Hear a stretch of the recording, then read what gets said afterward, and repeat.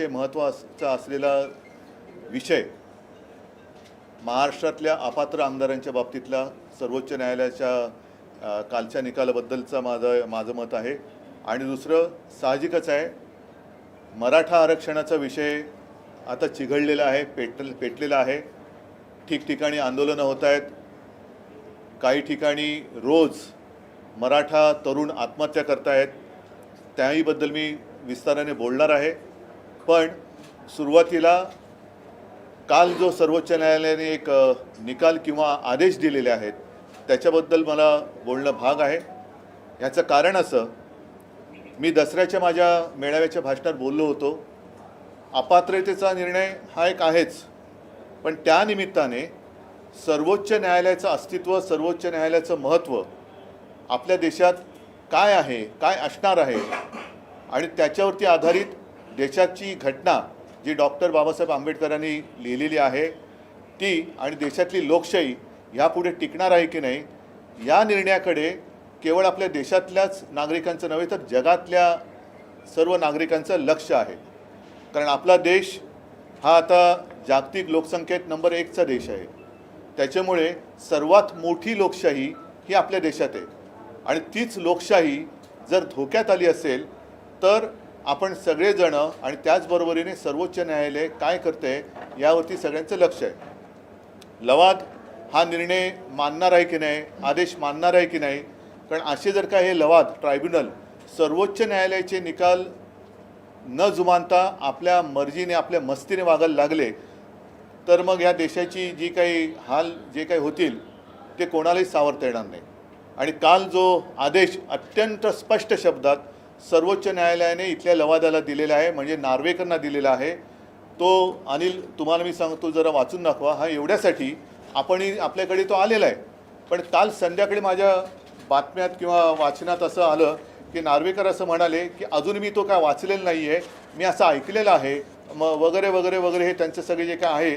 तर त्याच्यासाठी केवळ त्यांनाच नव्हे तर राज्यातील सर्व जनतेला हा नेमका आदेश आहे, निर्देश आहेत तरी काय हे कळलं पाहिजे। आणि मी तर माझ्या मुंबईतल्या आणि सर्वच आमदारांना असं सांगणार आहे, सर्वच आमदारांना, आज आमदारच तुम्ही पण आहात, सर्वच आमदार जर नार्वेकर मुंबईत असतील तर त्यांना ह्याची कॉपी मुद्दामून द्या आणि त्यांच्यासमोर पण एकदा त्याचं वाचन करा। जरा तुम्ही ह्याचं 1-2 ओळी जे आहेत ते वाचून दाखवा, म्हणजे मग मी पुढच्या विषयावर बोलेन। काल सर्वोच्च न्यायालयाने इकडे जायचं नाही, काल सर्वोच्च न्यायालयाने जे काही आदेश दिलेत त्या आदेशाचा थोडक्यात अर्थ असा आहे की शिवसेनेने जी काही पिटिशन्स केली होती आमदार अपात्रतेच्या बाबतीमध्ये, या बाबतीमध्ये अध्यक्षांकडनं एक वेळापत्रक सादर केलं जाणार होतं आणि ते वेळापत्रक सादर करताना काल त्यांनी एक ॲफिडेव्हिट दिलं आणि त्या ॲफिडेव्हिटमध्ये त्यांनी असं सांगितलं की 28 फेब्रुवारीपर्यंत आम्हाला वेळ हवा आहे। त्याची 2 कारणं त्यांनी दिली होती की दिवाळीची सुट्टी आणि अधिवेशन। परंतु या बाबतीत तीव्र नापसंती व्यक्त करून सुप्रीम कोर्टाने असं सांगितलं की आम्ही ऑलरेडी सगळं प्रकरण सेट केलेलं आहे, या बाबतीत आपल्याला निर्णय घ्यायचा आहे आणि तो निर्णय घेण्यासाठी एवढे दिवस काही थांबायची गरज नाही, कारण हे दोन विषय जरी बाजूला काढले तरी जवळपास 30 दिवस आपल्या हातात उरत आहेत। आणि म्हणून ही जी पिटिशन्स आहेत, आमचं 16 जणांचं पिटिशन आणि गोगावलेंचे केलेलं पिटिशन, या दोन्ही पिटिशनचा निर्णय आणि त्यावरचा म्हणजे त्याची सुनावणी आणि त्यावरचा निर्णय हा 31 डिसेंबरपूर्वी तुम्हाला घ्यावाच लागेल, अशा प्रकारचे स्पष्ट आदेश त्यांनी काल दिलेले आहेत। आणि त्या बाबतीमधली पुढील सुनावणी जानेवारीच्या पहिल्या आठवड्यात ठेवली आहे। म्हणजे या बाबतीमध्ये अध्यक्ष म्हणजे ट्रायब्युनल काय करते आणि त्यांनी आपल्या अंमलबजावणी निर्णयाची केली आहे की नाही हे बघण्यासाठी जानेवारीच्या पहिल्या आठवड्यामध्ये पुन्हा एकदा सुनावणी घेतलेली आहे। त्यामुळे या सगळ्या गोष्टींचा अंतिम निवाडा हा 31 डिसेंबरपूर्वी हा करावाच लागेल। तो जर केला नाही तर कंटेम्प्ट ऑफ कोर्ट होईल आणि त्याची तीव्र दखल न्यायालय 31 तारखेच्या नंतर जी पहिल्या आठवड्यात जानेवारीच्या सुनावणी ठेवलेली आहे त्याच्यात ती घेईल। ठीक आहे, याचाच अर्थ असा की घटनेनुसार जर का न्यायनिवाडा झाला आणि जो होईल ह्याची मला खात्री आहे, कारण मी परंपरेच्या बाबतीत सुद्धा दसरा मेळाव्यात बोललेलो आहे। महाराष्ट्राला सुद्धा एक न्यायदानाची परंपरा आहे जी रामशास्त्री प्रभुणे यांच्या नावाने आज सुद्धा आपण म्हणतो की रामशास्त्री बाणा, सत्ताधीशांपुढे न झुकता समोर सत्ताधीश किती बलवान असला तरी त्याच्याही समोर न झुकता न्याय देण्याची परंपरा ही महाराष्ट्राने देशालाच नव्हे तर जगाला दाखवलेली आहे. आणि त्याच परंपरेला जागून केवळ शिवसेनेलाच नव्हे तर लोकशाहीला न्याय मिळेल याची मला खात्री आहे. आणि असं होईल याची खात्री असल्यामुळे 31 डिसेंबरला सरत्या वर्षाला आणि अपात्र सरकारला आपण निरोप देऊ हाही माझ्या मनामध्ये विश्वास आहे. आता दुसरा मुद्दा जो आहे आरक्षणाचा, मी त्याहीबद्दल दसरा मेळाव्यात बोललो आहे. परवासुद्धा मी माझं एक पत्रक दिलं होतं, पण अजूनही काही मार्ग निघत नाही आहे. काल एक मीटिंग मुख्यमंत्र्यांनी घेतली, पण त्या मीटिंगला माझ्या माहितीप्रमाणे दोन्ही उपमुख्यमंत्री हजर नव्हते. एका मुख्यमंत्र्यांना डेंगी झाले असं कानावर आलं आणि दुसरे उपमुख्यमंत्री हे मराठा महाराष्ट्र याहीपेक्षा भाजपाचा प्रचार करायला रायपूरला गेले होते. म्हणजे ज्यांना आपल्या राज्यामध्ये सगळं जळत असताना, लोक रस्त्यावरती उतरली असताना, तरुण आत्महत्या करत असताना देखील पक्षाचा दुसऱ्या राज्यातला प्रचार महत्त्वाचा वाटतो, अशी लोक हे या समाजाला न्याय देऊ शकतात का? हा एक प्रश्न ज्याच्या त्याच्या मनातला आहे, तोच मी आज बोलतोय. मी आपल्या माध्यमातून जरांगे पाटलांना सुद्धा विनंती करतोय, जी विनंती मी त्यांना भेटलो होतो तेव्हा केली होती, की कृपा करून तुम्ही टोकाचं पाऊल उचलू नका. तुमच्यासारख्या लढवयांची राज्याला आणि समाजाला गरज आहे. तुम्ही सुद्धा आणि मराठा समाजातल्या तरुणांना सुद्धा मी विनंती करते की कृपा करून आत्महत्येसारखं टोकाचं पाऊल उचलू नका. आणि त्याचबरोबरीने आपापसात कुठे मतभेद होतील, जाळपोळ होईल, भांडण होईल, असं काही करू नका. कारण आज सकाळी जरांगे पाटलांनी सुद्धा तेच म्हटलेलं आहे की जाळपोळ करण्यामागे दुसरे कोणतरी असू शकतात. मग हे दुसरे कोण जरी असतील तर त्यांचं षडयंत्र हेच आहे की महाराष्ट्राला बदनाम करून टाकायचं. एक तर महाराष्ट्रामध्ये येऊ शकणारे उद्योगधंदे यांनी गुजरातकडे पळवले, इतर राज्यात पळवले आणि महाराष्ट्र असा बदनाम करायचा की नवीन उद्योग महाराष्ट्रात येणारच नाही. आणि अशी परिस्थिती उद्भवली तर मग नोकऱ्या मिळणार कुठून? तर त्याहीपेक्षा मला असं वाटतं की आज महाराष्ट्रामध्ये एक अस्वस्थता आहे. सर्व समाजाच्या मनात भीती आहे की आपलं काय होणार. मराठ्यांना त्यांचं आरक्षण, त्यांचा न्याय हक्क हा मिळालाच पाहिजे, याच्याबद्दल दुमत नाही. एक गोष्ट लक्षात घेतली पाहिजे की मराठे स्वाभिमानी आहेत, त्यांना दुसऱ्याच्या पानातलं वाढलेलं खेचून घेण्याचा कुठेही त्यांची इच्छा नाही, तशी त्यांची मागणी नाही. मराठा समाज आहे, धनगर समाज लढतो आहे, ओबीसीच्या मनामध्ये धाकधूक आहे, आदिवासींच्या मनामध्ये धाकधूक आहे. आपलं काय होणार जर मुख्यमंत्र्यांची शपथ घेतली छत्रपती शिवाजी महाराजांची, ती शपथ त्यांनी गादीवर बसल्यानंतर 1.5 वर्षानंतर का घेतली? मधल्या काळामध्ये त्याने प्रश्न सोडवायला काही हरकत नव्हती. आणि आजसुद्धा जर ते राज्याच्या पातळीवरती हा विषय सोडवत असतील तर काही करा, पण मार्ग काढा. आमच्याशी मी मागेही बोलूही नका, तुम्ही मार्ग काढा, आम्ही तुमच्या सोबत आहोत, आम्ही तुमच्या सोबत आहे. पण महाराष्ट्राची जी एकजूट आहे, महाराष्ट्राची जी एकता आहे, ती संपवण्याचा प्रयत्न जर कोण करत असेल तर महाराष्ट्राने सुद्धा सावध होण्याची आज गरज आहे. आज सुद्धा मंत्रिमंडळाची ते काहीतरी बैठक घेत आहेत, त्याच्यामध्ये आपण वाट बघूया. जी काही एक अपेक्षा त्यांच्याकडनं आहे की सर्व समाजाचं हक्क, समाजाचे हक्क आहेत, त्याला कुठेही धक्का न लावता मराठा आणि धनगर समाजाला ते आरक्षण देऊ शकत असतील, आनंद आहे. आणि नपेक्षा हा जो विषय आहे हा लोकसभेमध्ये सोडवण्यासारखा आहे. कारण आपल्याला सर्वांना कल्पना आहे की दिल्ली सरकारच्या बाजूने सर्वोच्च न्यायालयाने जो निर्णय दिला होता तो देखील लोकसभेमध्ये पाशवी बहुमताच्या बळावरती भारतीय जनता पक्षाने कसा वळवला हे आपल्याला माहिती आहे. त्याच्यामुळे ही टक्केवारीची जी काही गोष्ट आहे ती लोकसभेमध्ये आपण सोडू शकतो. जर हे विशेष अधिवेशन राज्यामध्ये विधिमंडळाचं घेऊन प्रश्न सुटत असेल जरूर घ्या, पण त्यापेक्षा मला असं वाटतं संसदेचं विशेष अधिवेशन घेऊन तात्काळ हा प्रश्न सोडवला जाऊ शकतो. जी मागणी मी जरांगे पाटलांच्या समोरच गणपतीच्या दिवसात जेव्हा एक खास अधिवेशन संसदेचं बोलवलं गेलं होतं तेव्हाही केली होती, तीच आज करतो आहे. आणि त्याच्यासाठी एक पाऊल म्हणून आता सगळीकडे कसं सुरू झालेलं आहे की ज्यांना कळलं की आपण 31 डिसेंबरनंतर अपात्र होणार आहोत ते राजीनामा द्यायच्या तयारीत आहेत. म्हणजे काय होतं आहे की गद्दारीचा शिक्का पुसण्यासाठी काहीतरी करतोय, तर त्याच्यात मला जायचं नाही आहे. मी महाराष्ट्रातल्या केंद्रीय मंत्र्यांना एक विनंती करतोय की या आमदारांनी आणि खासदारांनी राजीनामे त्यांचं कर्तव्य म्हणून जरी दिले तरीसुद्धा मोदी सरकारवरती काही परिणाम होणार नाही आहे. आज देखील आपण वृत्तपत्रात पाहिलं असेल मेरी माती मेरा देश का असं काहीतरी केले ना, म्हणजे माझी माती माझा देश, पण त्या देशात माणसं आहेत हेच जर पंतप्रधान विसरत असतील तर त्या जाहिरातीला काय अर्थ नाही आहे. मी अनेकदा म्हटलेलं आहे की माझा देश म्हणजे देशातली माती दगड धोंडे नव्हे तर देशातली माणसं ती अस्वस्थ असतील तर पंतप्रधानांचं हे सुरेख कर्तव्य आहे की काय चाललं आहे आपल्या देशामध्ये, काय राज्यामध्ये मणिपूर जळतंय, महाराष्ट्र पेटतोय आणि तुम्ही काहीच करत नाही, येऊन नुसतं राजकीय भाषण करून जात आहे. तर त्यापेक्षा मला असं वाटतं की जशी आज राज्याची कॅबिनेट मिटिंग आहे तशीच कधी असते केंद्राच्या कॅबिनेटची मिटिंग मला कल्पना नाही आहे.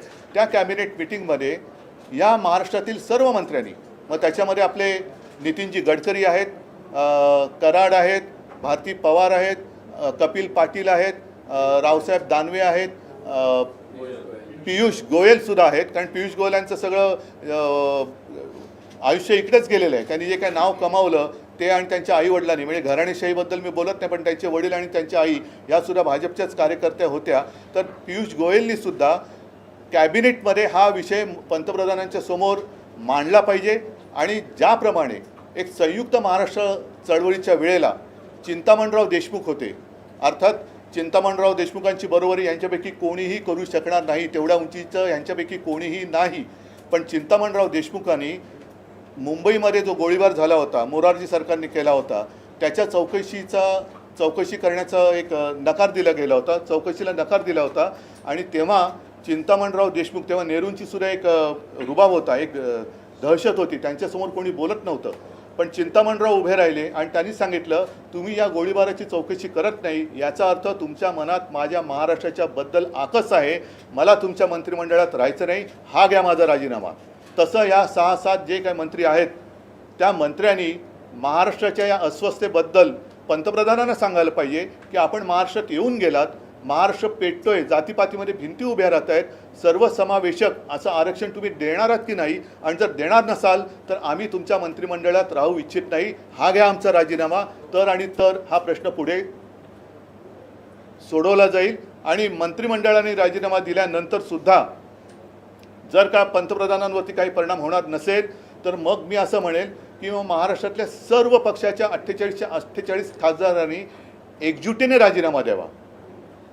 एकजुटीने महाराष्ट्राची ताकद काय असते, महाराष्ट्र कसा एकवटतो, नेहमी आपण जे म्हणतो ना महाराष्ट्राने देशाला दिशा दाखवली, ती वेळ आता आलेली आहे. जी हुकुमशाही मी म्हणतो ती तोडून मोडून टाकण्याची आत्ताच वेळ आलेली आहे. मराठा समाज आहे, धनगर आहे, ओबीसी आहे, आदिवासी आहे, सगळेच समाज आहेत, त्यांना समाधानी करण्यासारखं आरक्षण हे पंतप्रधानांनी दिलंच पाहिजे, लोकसभेमध्ये हे दिलं गेलं पाहिजे. आणि त्याच्यात केंद्र सरकार जर हात वर करत असेल तर मग महाराष्ट्रातल्या या मंत्र्यांना मंत्रिमंडळात राहण्याचा काही अधिकार नाही. म्हणून मी सर्व मंत्र्यांना सांगतोय की तुम्ही ज्या वेळेला केंद्रीय कॅबिनेट मिटिंग असेल तेव्हा पंतप्रधानांसमोर त्यांना सांगा की बाकीचे विषय बाजूला ठेवा, हा पहिला आमचा मुद्दा आहे, याच्यावरती काय ते सांगा, नाही तर हा आमचा राजीनामा आहे, एवढं धाडस त्यांनी दाखवावं अशी माझी अपेक्षा आहे. काल महाराष्ट्रामध्ये ज्या पद्धतीनं अनेक ठिकाणी मी त्याच्यावरतीच बोललोय. अनेक लोकांवरती 307चा गुन्हा दाखल केलेला आहे. नाही, ही जुलूम जबरदस्ती आहे. मी आणखीन पण काही वाचले की शासन आपल्या दारी म्हणून जे काही थोतांड चाललेलं आहे तो कार्यक्रम नीट होण्यासाठी आमच्यासह काही इतर पक्षाच्या कार्यकर्त्यांच्या, म्हणजे शासन आपल्या दारी आणि पोलीस आपल्या घरी, हा कोणता प्रकार आहे, हे कोणतं सरकार आहे? मुख्यमंत्री असं म्हणतात कालच्या बैठकीमध्ये की हे मागच्या सरकारचं फेल्युअर आहे, सर्वोच्च न्यायालयात बाजू मागच्या सरकारमध्ये ते सुद्धा होते. आणि एक नीट लक्षात घ्या की ज्या वेळेला आमचं सरकार आलं त्याआधी सर्वोच्च न्यायालयात ही केस गेलेली होती. आमचं सरकार आल्यानंतर आम्ही त्यांच्या वकिलांमध्ये कुठेही फरक केलेला नव्हता. जे वकील आधीच्या सरकारने नेमले होते तेच ते नेमले होते. जी काय माहिती होती ती वेळेवर दिली गेलेली होती. पण साधी गोष्ट आहे, नुसतं स्वतःचे कपडे झटकून चालणार नाही. आता तुम्ही बसलेला आहात, तुम्ही महाराजांची शपथ घेतलेली आहे, प्रश्न सोडवतात की नाही एवढं पहिले सांगा. नहीं, अभी इतनी सारी बात मैं हिंदी में कैसे कर सकता हूँ? आप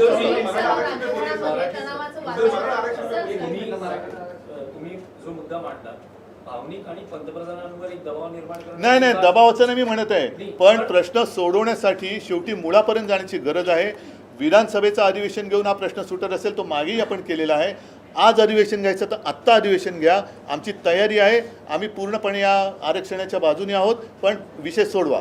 पण कोर्टात हा मुद्दा टिकत नाही. म्हणूनच मी ते दुसरं उदाहरण दिलं की एक तर कोर्टाचा निकाल फिरवण्याचा अधिकार लोकसभेला आहे, जो त्यांनी दिल्ली सरकारच्या बाबतीत केला, पण ही टक्केवारीची जी काही एक अडचण आहे ती सोडवण्याचा सुद्धा अधिकार केवळ आणि केवळ संसदेला आहे असं मला वाटतं. त्या पलीकडे जर कोणी आणखीन हुशार असतील त्यांचा सल्ला घ्या, पण हा विषय सोडवा.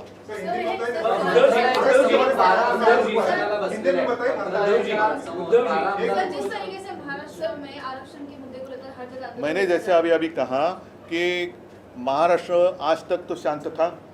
मैंने इसलिए सारे लोगों को धन्यवाद भी दिया था, जरंगे पाटिल साहब को भी मैंने धन्यवाद कहा था, लेकिन अब लग रहा है कि स्थिति हाथ से बाहर निकल रही है. और मैं सब लोगों को एक विनती करता हूं कि आपस में लड़ाई कर कर कुछ होने वाला नहीं है. अगर कुछ करना है, क्योंकि कुछ सांसद इस्तीफा देना चाहते हैं या देने की कोशिश कर रहे हैं, कुछ विधायक देने की कोशिश कर रहे हैं, कुछ विधायकों ने इस्तीफा दिया और सांसद ने दिया तो भी केंद्र सरकार पर कुछ असर होने वाला नहीं है. और इसलिए मैं कह रहा हूँ कि जितने केंद्रीय मंत्री महाराष्ट्र से हैं, वो नितिन जी है, पीयूष गोयल है, रावसाहेब दानवे आहेत, कराड आहेत, भारती पवार आहेत, कपिल पाटिल आहेत, और कितने होंगे पता नहीं. उनको मैं कह रहा हूँ कि आज कल परसों जब भी केंद्रीय कैबिनेट मीटिंग होगी तो अपने प्रधानमंत्री जी के सामने ये बात रखो और उनको कहिए, प्रधानमंत्री जी आज तक तो हमने आपकी बात सारी बातें मान ली, सब मन की बात भी सुन ली, लेकिन अब जन की बात सुनो. महाराष्ट्र में ये स्थिति है, आप करने वाले हैं या नहीं है? अगर हाँ है तो जल्दी करो, नहीं है तो हम इस्तीफा देना चाहते हैं, हम आपके कैबिनेट में नहीं रह सकते. इतनी हिम्मत तो उन्होंने दिखानी चाहिए. तुम्ही मुख्यमंत्री असताना महाराष्ट्राच्या अनेक विषयांवर पंतप्रधानांची भेट घेतलेली आहे. जो आता सध्या ज्वलंत मुद्दा आहे महाराष्ट्राचा, तुमची तयारी आहे का पंतप्रधानांना भेटून मी या विषयासाठी पंतप्रधान भेटायला मला काहीच अडचण नाही आहे, पण मी मुख्यमंत्री असताना जे विषय मांडले होते त्याची दखल नाही घेतली गेली. आत्ता ते मी बोलल्यानंतर ऐकत असेल, मी आत्ता तुमच्या समोर मी पंतप्रधान भेटायला जायला तयार आहे. पण जे मुख्यमंत्री उपमुख्यमंत्री त्यांच्यातल्या राजी नाराजीच्या नाटकासाठी मंत्रिमंडळ विस्तार ह्याच्यासाठी दिल्लीत जातात, ह्याच्यासाठी एकदा तरी गेलेत का आत्तापर्यंत? का गेले नाहीत? सगळे समाज हे सगळे अस्वस्थ आहेत. म्हणजे मराठा समाज रस्त्यावरती उतरलेले आहेत, धनगरसुद्धा आतून धुमस्त आहेत, ओबीसी अस्वस्थ आहेत, आदिवासी अस्वस्थ आहेत. या समाजांना शेवटी रिकामं पोट भरण्याची जबाबदारी कोणाची आहे? आणि म्हणून मी परत सांगतोय की महाराष्ट्रामध्ये आगी पेटवायच्या की जेणेकरून महाराष्ट्र बदनाम होईल. एक तर येऊ घातलेले उद्योगधंदे हे त्यांच्या राज्यात त्यांनी नेले. मुंबईचं सुद्धा महत्त्व ते मारतायत, सगळं काही त्यांच्या गुजरात, अहमदाबाद, सुरतला सगळं ते घेऊन जात आहेत. असं जर का वातावरण चिघळलं तर उद्योगधंदे येणार नाहीत, त्यांचं काम होतंय.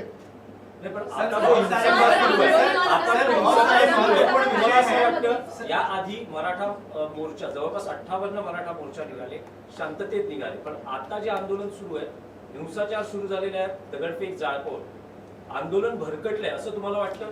नाही, मी आत्ता त्याच्याबद्दल काही भाष्य करणं योग्य नाही आहे, कारण शेवटी प्रत्येकाचा एक संयमाची सीमा असते. जरांगे पाटील या विषयात ती सकाळी बोलत, मी ते अजून नीट ऐकलेलं नाही. पण मी पुन्हा सगळ्यांना एक विनंती करतोय की कृपा करून आपापसामध्ये अशी दंगली भडकवणं हे योग्य नाही. शेवटी आपल्या मराठी माणसाचं, मराठ्यांचं नुकसान होतं आहे. जिकडे न्याय मिळणार आहे तिकडेच आपल्याला आता त्या रोखाने प्रयत्न करावे लागतील. मी परत एकदा सांगतो की महाराष्ट्रातले जेवढे कॅबिनेट मंत्री दिल्लीच्या मोदी सरकारमध्ये आहेत त्यांनी तातडीने मोदींची भेट घेण्यापेक्षा कॅबिनेट बैठकीमध्ये सर्व विषय बाजूला ठेवून महाराष्ट्रातली अस्वस्थता मोदींच्या समोर मांडावी. आणि जर पंतप्रधान ह्याच्यामध्ये हस्तक्षेप करायला तयार नसतील तर मात्र मला असं वाटतं या सर्व मंत्र्यांनी मंत्रिपदाचा राजीनामा दिला पाहिजे.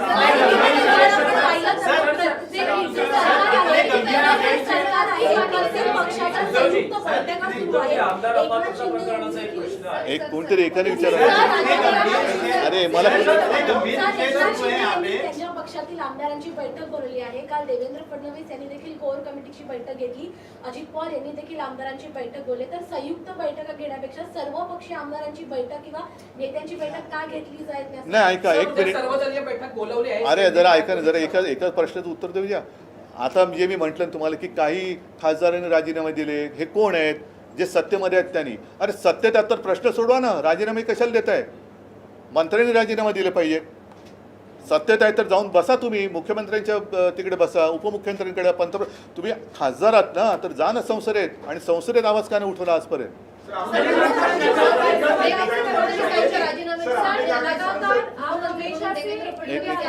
एक मिनिट जरा अरे मला एकाचं तरी उत्तर देऊ ना. मला वाटतं ठीक आहे चला एकाने प्रश्न विचारला असेल तर मी बोलतो नाही तर सोडा. आधार अपात्रता प्रकरणात एक प्रश्न आहे की नुकतीच देवेंद्र फडणवीस यांनी TV9 मराठीला मुलाखत दिली होती. त्यात ते असं म्हणाले की मुख्यमंत्री एकनाथ शिंदे हे पात्र ठरतील याविषयी मी आत्मविश्वासाने सांगू शकतो आणि त्यांच्या नेतृत्वाखाली निवडणुका लढल्या जातील. पण जर ते अपात्र ठरले तर त्यांना विधान परिषदेवर निवडून आणलं जाईल आणि मुख्यमंत्री त्यांना गद्दारांची बाजू घेण्यासाठी तोडगा काढण्यासाठी वेळ आहे. पण न्याय हक्कासाठी जे आत्महत्या करतायत, जे उपोषणाला बसतायत, आंदोलनं करतायत, त्यांच्यासाठी त्यांच्या प्रश्नावर तोडगा काढण्यासाठी वेळ नाही. ते आंदोलन चिघळलं असताना त्यांच्या पक्षाच्या प्रचारासाठी रायपूरला जात आहेत. त्यांच्याकडनं अपेक्षा काय करायची? ठीक आहे सगळ्यांना